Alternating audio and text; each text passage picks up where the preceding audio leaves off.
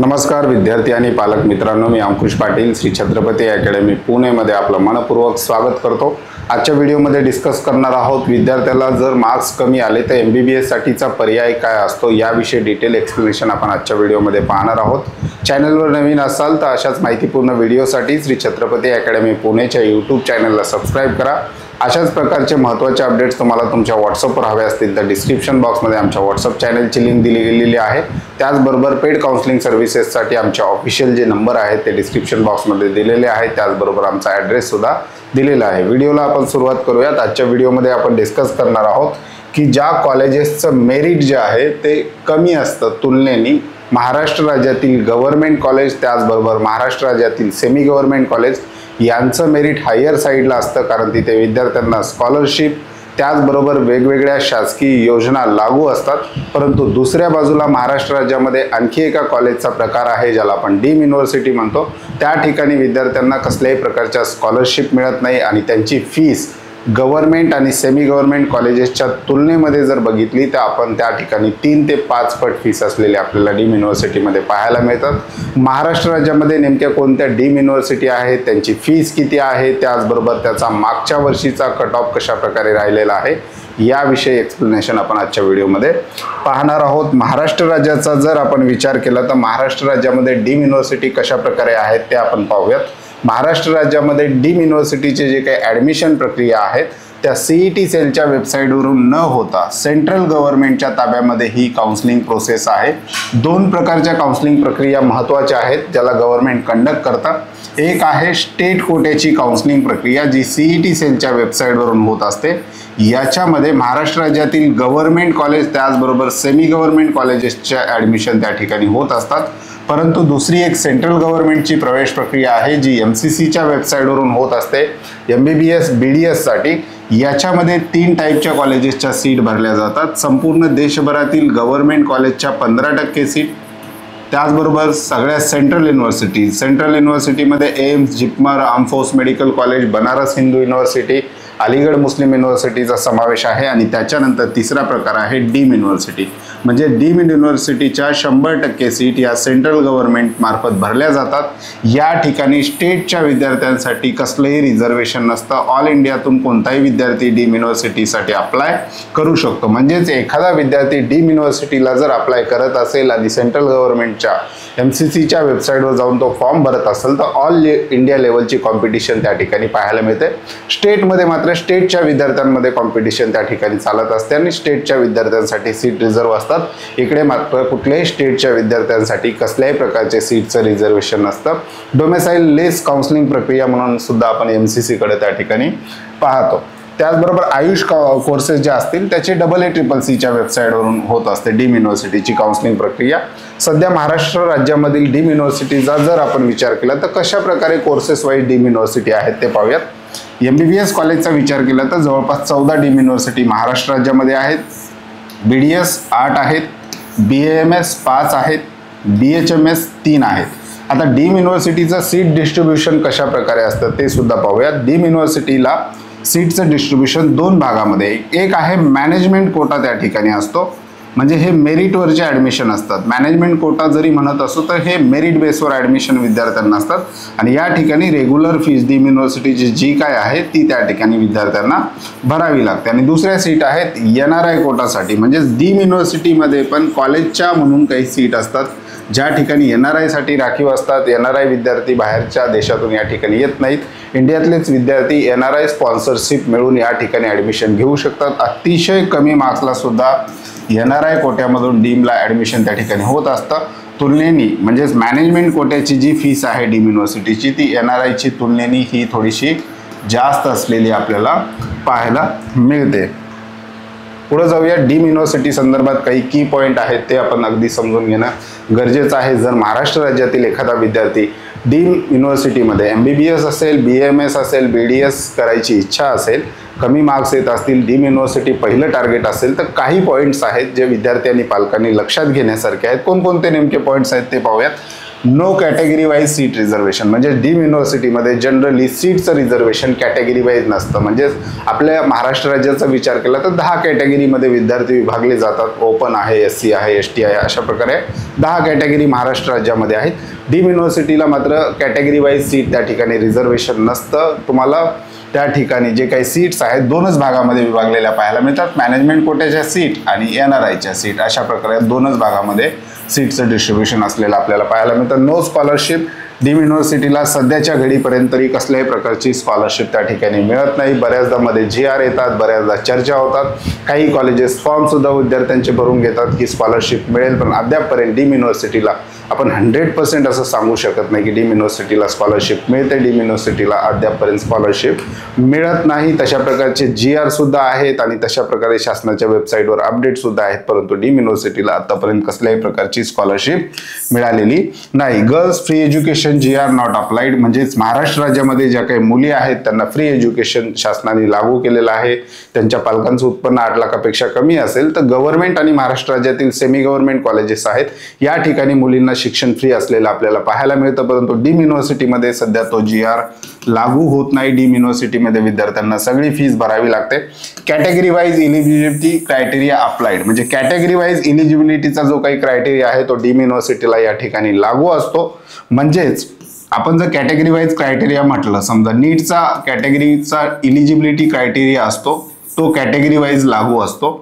त्याचबरोबर 12वीचा PCBचा जो काही कॅटेगरीचा क्रायटेरिया आहे तो सुद्धा डीमला लागू असतो. म्हणजेच ओपन EWSचा विद्यार्थी असेल तर PCB मध्ये 12वीच्या बोर्डच्या परीक्षेत 150 मार्क्स अपेक्षित आहेत आणि बाकी कॅटेगरीचे जे विद्यार्थी आहेत त्यांना 120 मार्क्सचा क्रायटेरिया. हा क्रायटेरिया मात्र नीट इलिजिबिलिटी क्रायटेरिया असो किंवा कॅटेगरीचा क्रायटेरिया असो तो विद्यार्थ्यांना त्या ठिकाणी लागू असतो. त्याच्यानंतर लोअर फीस हायर स्कोर, म्हणजे जेवढी डीम युनिव्हर्सिटीची फीस कमी राहील त्या कॉलेजचं मेरिट आहे ते हायर साईडला जाताना आपल्याला पाहायला मिळतं. त्याच्यानंतर हायर फीस लोअर मार्क्स, जर कॉलेजची फीस हायर असेल तर या ठिकाणी मेरिट कमी गेलेलं आपल्याला पाहायला मिळतं. पुढच्या स्लाइडमध्ये एक एक डीम युनिव्हर्सिटी आपण पाहणार आहोत, त्या ठिकाणी तुम्हाला लक्षात येणार आहे.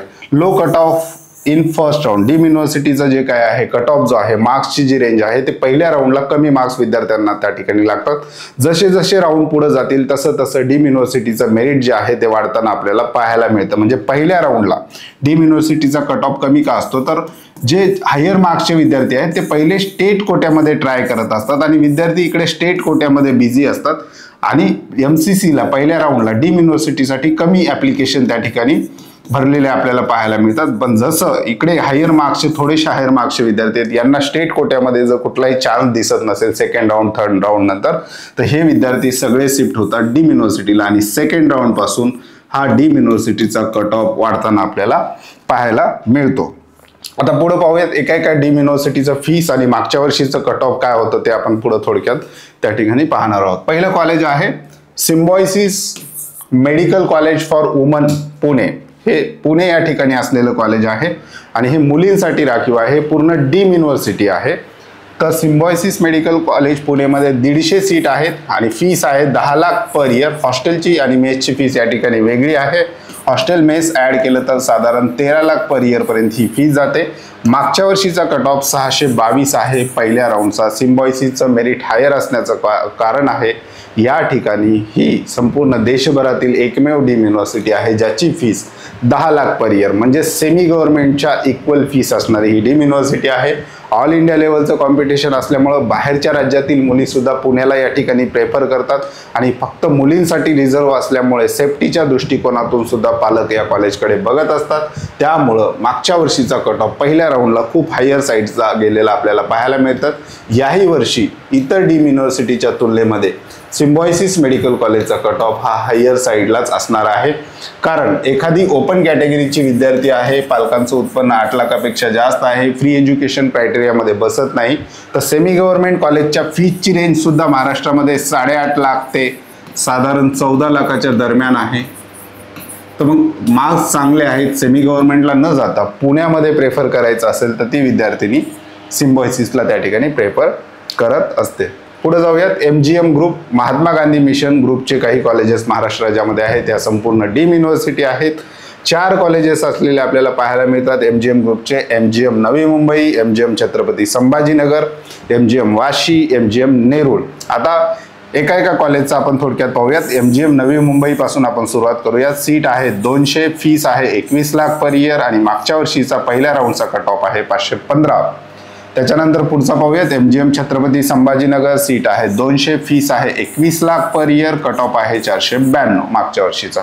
MGM वाशी, सीट आहे 100, फीस आहे 21 lakh per year, cut off 482. MGM Nerul हे मागच्या वर्षी सुरू झालेलं आहे, 50 सीटचं कॉलेज आहे, 21 lakh per year, cut off आहे 466. म्हणजेच MGM ग्रुपचे जेवढे काही कॉलेज आहेत त्यांची साधारण फीस 21 लाख पर इयर इतकी होते. आणि MGM मध्ये कट ऑफ एकच ग्रुप असला तरी कट ऑफ मध्ये आपल्याला या ठिकाणी डिफरन्स पाहायला मिळतो. याचं कारण म्हणजे जे जुनं MGM आहेत त्यांचे कट ऑफ हायर साईडला आहे, जे नवीन MGM आहेत त्यांचे कट ऑफ लोअर साईडला असलेले पाहायला मिळतात. 2 जुने MGM आहेत. MGM नवी मुंबई हे मुंबई ठिकाणी आहे आणि MGM छत्रपती संभाजीनगर या 2 MGM ग्रुपच्या कॉलेजचा कट ऑफ हायर साईडला असतो. MGM वाशी आणि MGM नेरूळ हे नवीन MGMचे ग्रुप आहेत, नवीन कॉलेज त्या ठिकाणी चालू झालेले आहेत, त्याच्यामुळे कट ऑफ खाली गेलेला आपल्याला पाहायला मिळतो. पुढचा आहे doctor DY Patil group. DY Patil ग्रुपचे महाराष्ट्र राज्यामध्ये MBBS साठी 3 कॉलेजेस असलेले आपल्याला पाहायला मिळतात. पहिला आहे पुणे या ठिकाणी, दुसरा आहे नवी मुंबई, तिसरा आहे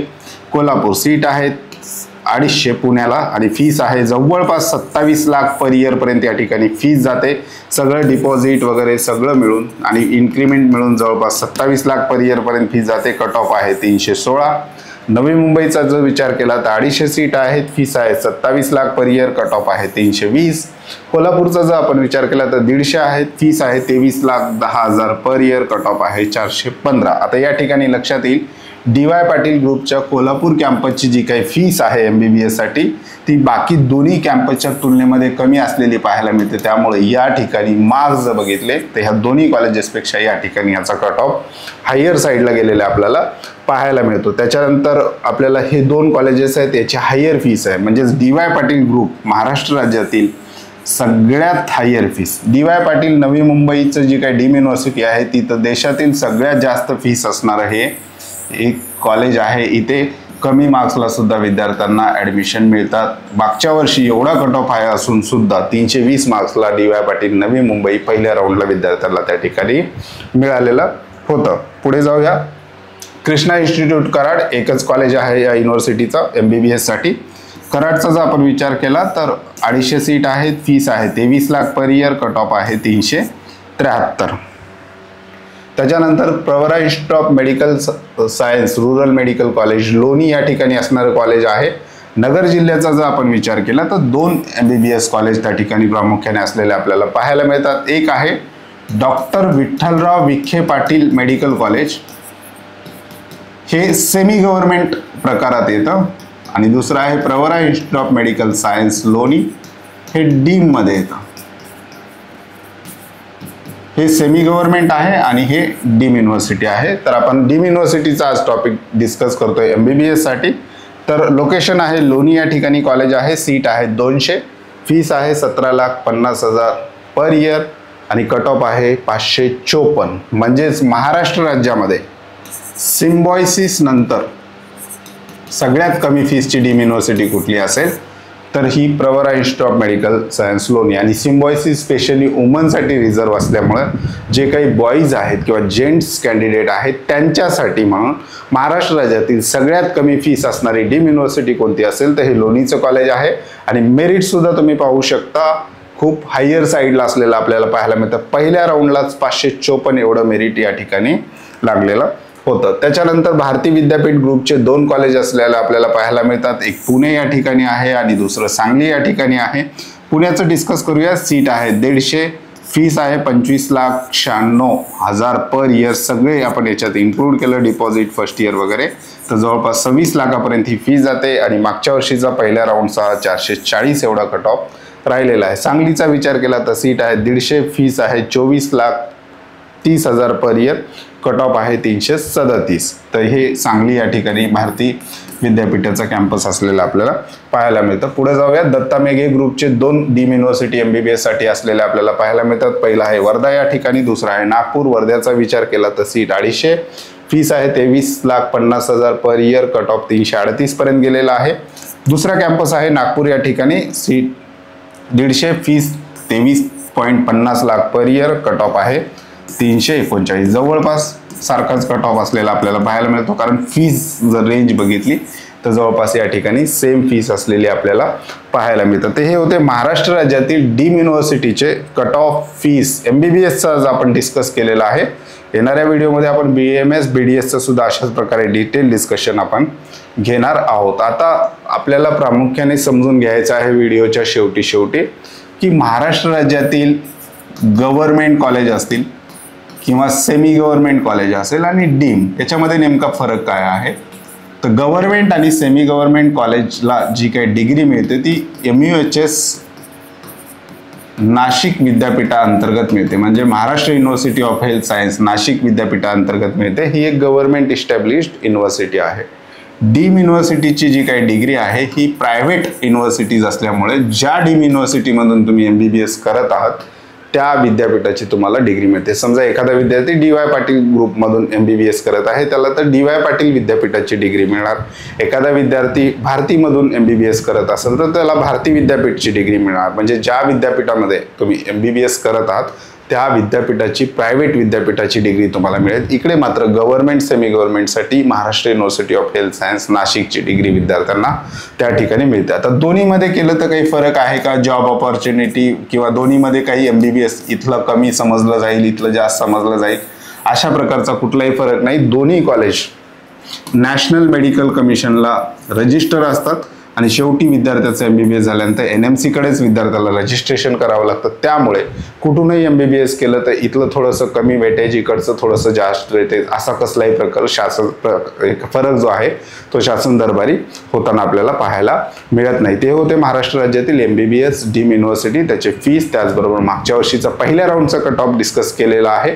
आता येणाऱ्या व्हिडिओमध्ये आपण BAMS BDSचा सुद्धा डीम युनिव्हर्सिटीसाठी संपूर्ण डिटेल एक्सप्लेनेशन घेणार आहोत. चॅनलवर नवीन असाल तर अशाच माहितीपूर्ण व्हिडिओसाठी श्री छत्रपती अकॅडमी पुणेच्या YouTube चॅनलला सबस्क्राईब करा. अशाच प्रकारचे महत्त्वाचे अपडेट्स व्हॉट्सअपवर हवे असतील तर डिस्क्रिप्शन बॉक्समध्ये व्हॉट्सअप चॅनलची सुद्धा लिंक दिलेली आहे. पेड काउन्सिलिंग सर्व्हिससाठी आमचे 2च ऑफिशियल नंबर आहेत, या व्यतिरिक्त आमचा दुसरा कुठलाही नंबर नाही. त्या नंबरला कॉल किंवा मेसेज करून तुम्ही आमच्या पेड काउन्सिलिंग सर्व्हिसविषयी अधिक माहिती घेऊ शकता. तुर्तास आजच्या व्हिडिओमध्ये आपण इथेच थांबतोय. पुन्हा भेटूयात आणखी एका नव्या आणि माहितीपूर्ण व्हिडिओमध्ये. धन्यवाद.